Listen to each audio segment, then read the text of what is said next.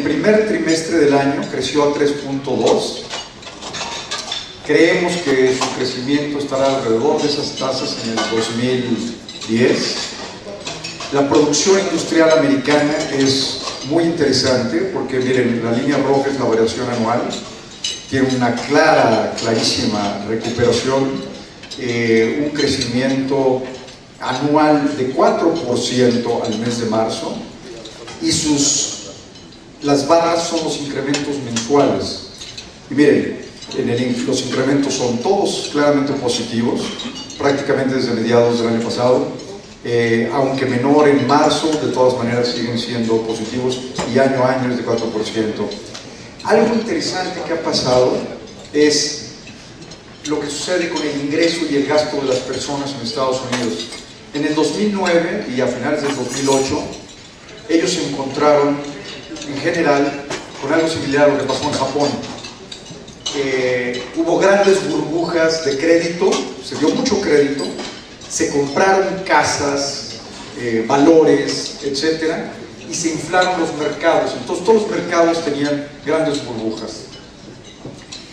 Cuando se acaban las burbujas, cuando se desploman los precios de los bienes raíces y otras inversiones, y además se cae la bolsa de valores, la gente que se había endeudado se encontró con que sus deudas, que antes eran iguales a las de sus activos, porque compraban cosas y tenían un valor alto, se redujo rápidamente el valor de sus activos. Entonces la gente lo que trató de hacer es balancear activos y pasivos, ajustar sus balances. Y al ajustar sus balances, pues no tenía nada que hacer con respecto a los pasivos, porque eso lo debían. Y se encontraron con que los activos eran extraordinariamente más bajos. Entonces lo que hicieron fue ahorrar mucho más y tratar de pagar. De ahí la enorme caída en el consumo, tanto de Japón en los últimos 20 años, desde 1990, como en Estados Unidos el año pasado. Sin embargo, ese ajuste de los balances no se ha acabado de dar, creemos, en Estados Unidos, a pesar de que el gasto personal en Estados Unidos se volvió a incrementar ligeramente, a pesar de que el ingreso personal no se ha incrementado tanto como el gasto.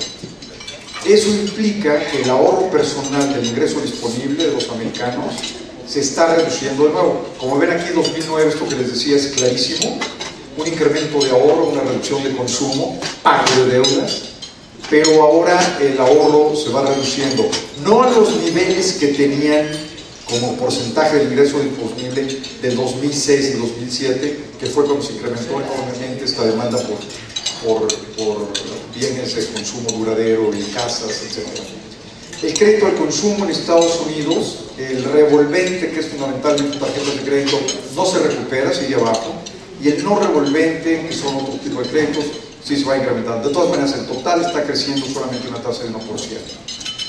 Las ventas en el mes de marzo son consistentes con los que veíamos de la reducción del ahorro, y a variación anual crece enormemente las ventas al menudeo, con un crecimiento mensual importante.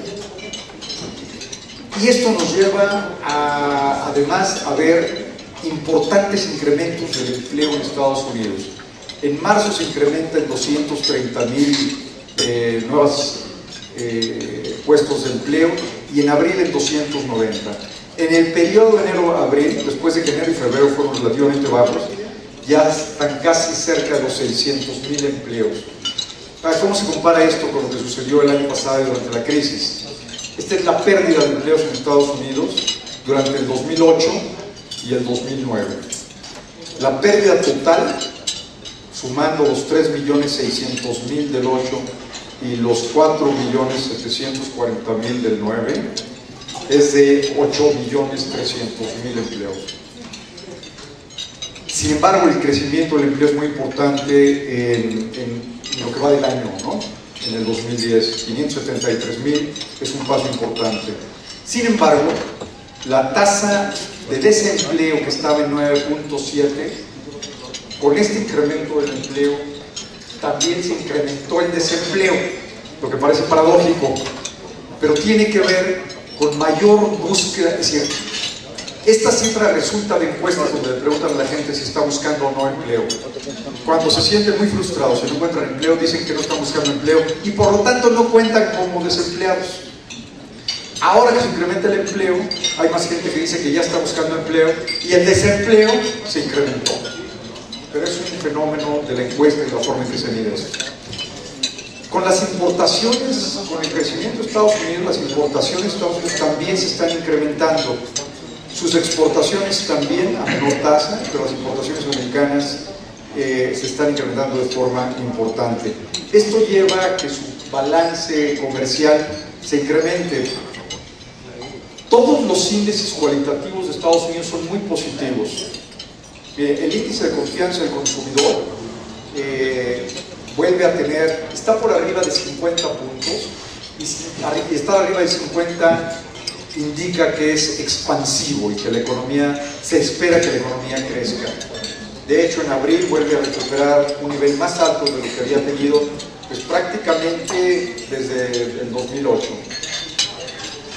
El índice de manufacturas y de servicios es muy impresionante el crecimiento en Estados Unidos de las expectativas de los empresarios, y este que se llama de indicadores líderes también es muy impresionante porque desde mediados del año pasado ha mantenido un incremento continuo. Nuestros pronósticos para el año próximo son un PIB que crezca alrededor de 4,5, entre 4,5 y 5, como les decíamos, una inflación que pudiera ya ser menor a la de 5,5, probablemente acercándose más a 5, un tipo de cambio al cierre de este año de 12.20, y si el incremento en las reservas y en la inversión extranjera fuera superior, podría ser aún inferior, podría ser alrededor de 12 pesos. Hay analistas que creen que puede estar por abajo de 12. Los CETES creemos que se mantendrán por ahí, y los asegurados del Seguro Social creemos que terminarán alrededor de 450,000, 420,000 nuevos afiliados al Seguro Social. ¿Por qué? Porque a pesar que durante el año lleguemos a 800,000 probablemente, siempre al final del año hay un despido muy importante de entre 200 y 300,000 empleados. Creemos que esta es la cifra que pudiera ser probablemente ligeramente superior. Bien, quisiera terminar haciendo un comentario que traigo de una presentación que hicimos hace un par de días en los foros de Toluca sobre el programa de fomento al desarrollo industrial. Miren lo que ha pasado en nuestro país. La cifra que teníamos en 1950, esto es PIB per cápita, 50-60, cómo fue incrementándose hasta 1982. Esta fue la tasa de crecimiento que tuvimos. Esto es PIB per cápita, ¿no? O sea que incluye el crecimiento de la población. Luego se nos cae claramente, no volvemos a recuperar estas tasas.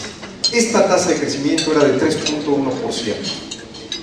Chile, en estos años, mantuvo e incrementó de manera importante su tasa de crecimiento para llegar a niveles actuales de $11,000 por persona, dólares del 90. Si nosotros hubiéramos continuado creciendo esta tasa, hoy estaríamos en alrededor de $15,000 per cápita.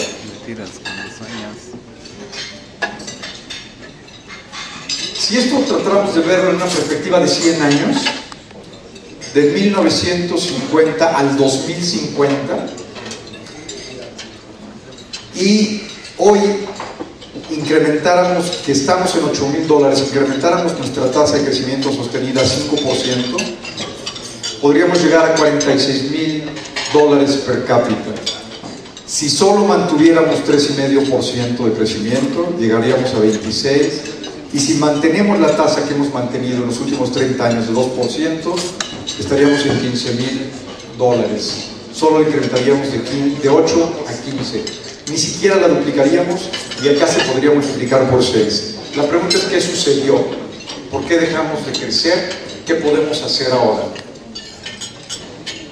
Yo creo que hay varios elementos, pero uno de ellos es que se terminó una alianza entre el sector público y el sector privado que existía en los 40 y los 50.